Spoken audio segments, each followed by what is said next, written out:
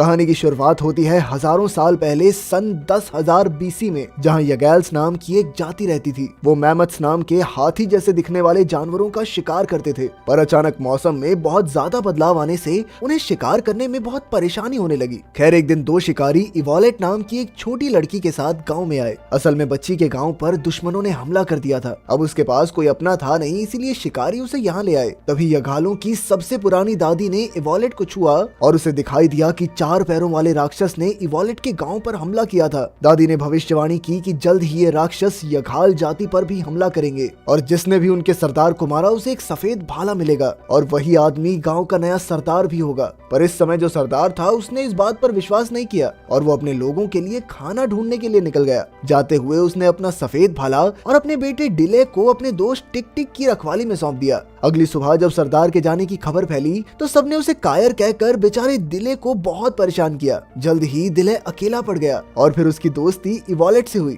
इस घटना के कई साल बाद दिले और इवोलेट एक दूसरे से प्यार करने लगे थे। एक दिन दादी ने ऐलान किया कि इवोलेट की शादी कैरन नाम के एक योद्धा से होगी, क्योंकि वो वहाँ का सबसे बेहतरीन योद्धा था। खैर बाद में इवोलेट ने दिले से भाग चलने को कहा, लेकिन वो वहीं रुककर अपने लोगों की रक्षा करना चाहता था। तभी अचानक बाकू नाम के एक लड़के ने खबर दी कि बहुत सारे मैमथ आ रहे हैं और सभी लोग तुरंत शिकार के लिए तैयार हो गए। काफी संघर्ष के बाद उन्होंने एक मैमथ को पकड़ लिया, पर अचानक वो भाग निकला। दिले तुरंत ही उसके पीछे दौड़ा और मैमथ एकदम दिले पर हमला करने के लिए आगे बढ़ा, लेकिन इत्तेफाक से वो जमीन पर गड़े हुए भाले से टकराकर वहीं ढेर हो गया। थोड़ी देर बाद सभी शिकारी दौड़कर आए और सबको लगा कि दिले ने उसका शिकार किया है। आखिरकार दादी ने उसे सफेद भाला देकर गाँव का नया सरदार बना दिया। चारों ओर जश्न मनाया जा रहा था, लेकिन दिले खुश नहीं था, क्योंकि अंदर ही अंदर वो जानता था कि उसने मैमथ का शिकार नहीं किया। आखिरकार उसने सच टिक टिक को बताया तो उसने कहा कि झूठ के बलबूते पर सफेद भाला लेना ठीक नहीं है। तब दिले ने टिक टिक को भाला दिया और ये बात जाकर इवोलेट को बताई,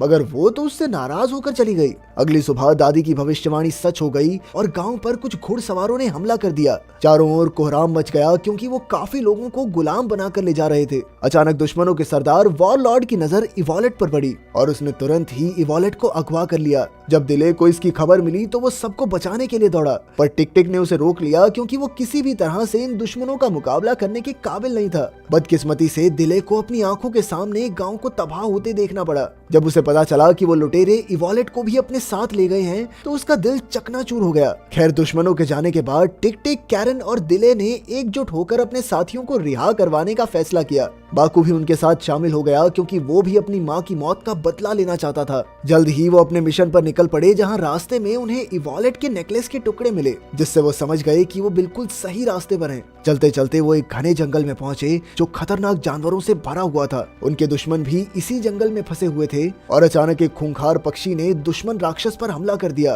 तब दिले छिपते छिपाते उनके अड्डे तक आ पहुंचा। उसने देखा कि वन आय नाम का एक राक्षस इवोलेट का नाजायज फायदा उठाने की कोशिश कर रहा था, तो उसने तुरंत ही राक्षस पर वार करके उसे बेहोश कर दिया। फिर उसने इवोलेट को आजाद किया और जंगल की ओर भागा, जहाँ वो अपने साथियों से मिला। पर बदकिस्मती से कुछ राक्षसों को उनके वहाँ होने की भनक लग गई और उन्होंने कैरन को पकड़ लिया। तभी खूंखार पक्षी भी उनके पीछे पड़ गए और इसी भगदड़ में टिक टिक बुरी तरह जख्मी हो गया। तब दिले पक्षियों को अपने पीछे लगाकर जंगल के बीचों बीच ले आया और उसने एक एक करके उन्हें मार डाला। पर जब तक वो अपने साथियों के पास लौटा तब तक दुश्मनों ने बाकू और इवोलेट को बंदी बना लिया था। अब दिले ने जख्मी टिक टिक को उठाने के लिए लकड़ी का फट्टा बनाया और निकल पड़ा। रात को उसने टिक टिक के जख्मों पर मरहम लगाई और उसे हौसला दिया कि सब कुछ ठीक हो जाएगा। फिर बाद में जब दिले खाना ढूंढने गया तो अचानक वो एक गड्ढे में गिरकर बेहोश हो गया। जल्द ही जोरदार बारिश शुरू हो गई और गड्ढा पानी से भरने लगा। अचानक एक खतरनाक दहाड़ सुनकर दिले की आंख खुली और उसके सामने एक बेहद खूंखार और भूखा शेर था।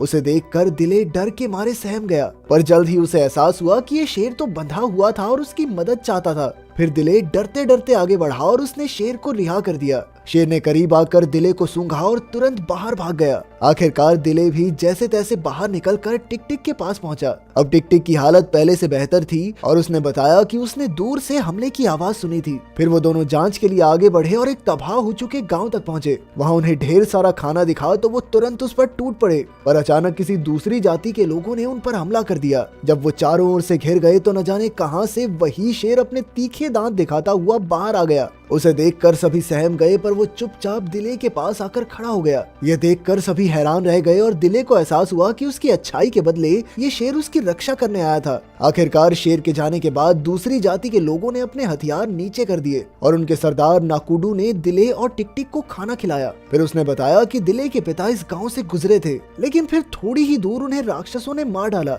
बाद में नाकुडू ने उन्हें पुरानी पेंटिंग्स दिखाई जिसमें ये भविष्यवाणी थी कि एक योद्धा उनकी रक्षा करने आएगा जिसके अंदर शेरों से बातें करने की काबिलियत होगी। उनके हिसाब से तो ये साफ हो चुका था कि ये आदमी दिले ही है। इसीलिए नाकुडू ने सभी जातियों को संदेश भिजवा दिया, क्योंकि अब वो सबके साथ मिलकर दुश्मन राक्षसों पर हमला करना चाहता था। पर अगले दिन उनके आदमियों ने लौटकर खबर दी कि राक्षसों ने लगभग सभी जातियों पर हमला करके सारे गांव तबाह कर दिए हैं, लेकिन वहां पर बचे खुचे लोग उनका साथ देने के लिए पूरी तरह तैयार हैं। फिर नाकुडू ने बताया कि राक्षसों ने यहाँ भी हमला किया था। उन्होंने नाकुडू की पत्नी को मार डाला और उसके बेटे को उठाकर ले गए। आखिरकार नाकुडू ने अपनी सेना इकट्ठी की और हथियारों के साथ गांव से निकल पड़ा। जल्द ही बाकी जातियों की सेना भी उनके साथ शामिल हो गई और वो सब दुश्मन राक्षसों पर हमला करने के लिए चल पड़े। काफी मुश्किल सफर के बाद उनकी सेना एक नदी के पास पहुंची, जहां उन्होंने देखा कि उनके सैकड़ों साथियों को गुलाम बनाकर कश्तियों में ले जाया जा रहा था। इनमें वॉयलेट, कैरन और बाकू भी शामिल थे। उन्हें देखकर दिले का जोश और बढ़ गया,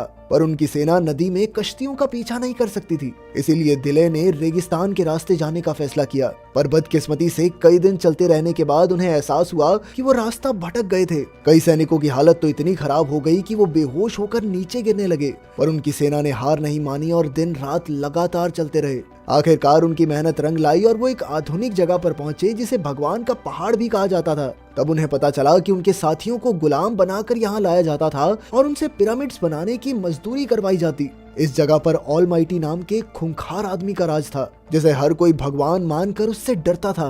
खैर उस रात दिले और नाकुडू छिपते छिपाते गुलामों के पिंजरों तक पहुंच गए। उनका प्लान था कि वो अपने सभी साथियों को इकट्ठा करके अपने दुश्मनों के खिलाफ जंग छेड़ेंगे। नाकुडू आखिरकार अपने बेटे से मिलकर बेहद खुश था, पर दिले को पता चला कि वॉयलेट को अलग बिल्डिंग में कैद किया गया था। अब दिले ने उसके पास जाने का फैसला किया, पर अचानक एक गुलाम ने कहा कि दिले की जल्दबाजी उन सबको मुसीबत में डाल देगी। तभी नाकुडू ने सामने आकर कहा कि दिले के पास शेरों से बात करने का वरदान है, इसीलिए सिर्फ वही उन सबको वहां से आजाद करवा सकता है। फिर एक अंधा गुलाम उठा और उसने बताया कि ऑलमाइटी को सिर्फ वही मार सकेगा जिसके शरीर पर शिकारी का निशान होगा।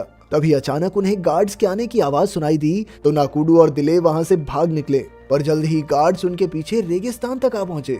मगर ऐन वक्त पर टिक-टिक ने आकर सभी गार्ड्स को मौत के घाट उतार दिया, लेकिन आखिर में वो एक गहरी चोट की वजह से खुद भी मर गया। उधर रात को वॉरलॉर्ड ने इवॉलेट का फायदा उठाने की कोशिश की, पर तभी ऑलमाइटी के गार्ड्स ने उसे गिरफ्तार कर लिया, क्योंकि उसने बिना इजाजत के किसी गुलाम पर हक जमाया था। अचानक एक पंडित ने इवॉलेट के हाथ के घाव देखे तो उसके हाथ पर शिकारी का निशान था। वो देखते ही उस पुरोहित के होश उड़ गए। उधर दिले टिक-टिक के मौत के सपने से बाहर आया और उसने सफेद भाला लेकर अपनी जिम्मेदारी संभाली। फिर उसने बचे हुए साथियों को इकट्ठा करके सेना बनाई और शहर की ओर चल पड़ा। अगली सुबह उसके साथी गुलामों के साथ मिल गए और हमले की तैयारी करने लगे। दिले कैरन से मिला और उन्होंने आगे का प्लान बनाया और प्लान के मुताबिक उन्होंने विशालकाय मैमथ्स को रिहा कर दिया। ऐसा करते ही चारों ओर अफरा तफरी मच गई और फिर तुरंत ही दिले की सेना ने दुश्मनों पर हमला बोल दिया। इसमें कई गार्ड्स मारे गए और दिले की सेना से भी कैरन और कुछ साथियों की मौत हो गई। तभी अचानक ऑलमाइटी सबके सामने आया और उसने इवॉलेट को जान से मारने की धमकी देकर दिले से हमला रोकने को कहा।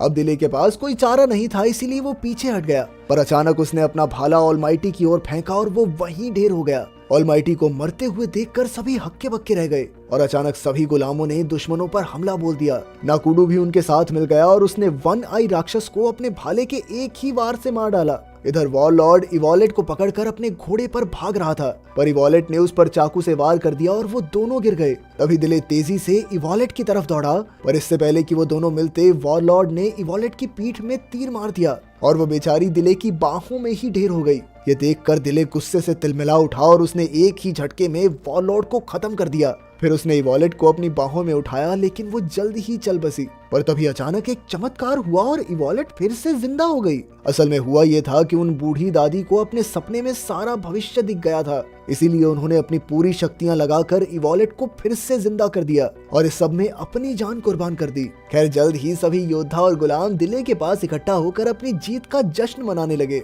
आखिरकार सभी लोगों ने एक दूसरे को अलविदा कहा और अपने अपने गांव लौट गए। अंत में नाकुडू ने दिले को कुछ बीज दिए और बताया कि दिले के पिता ने जाने से पहले ये बीज इकट्ठे किए थे। इससे साबित हो गया कि दिले के पिता कोई कायर नहीं थे, वो तो अपने लोगों के लिए खाने का इंतजाम करने गए थे। आखिरकार उन्होंने वापस लौटकर अपनी जमीन में बीज बो दिए। कुछ ही महीनों में वहाँ लहलहाती खेती हो गई और उनके पास भरपूर अनाज हो गया।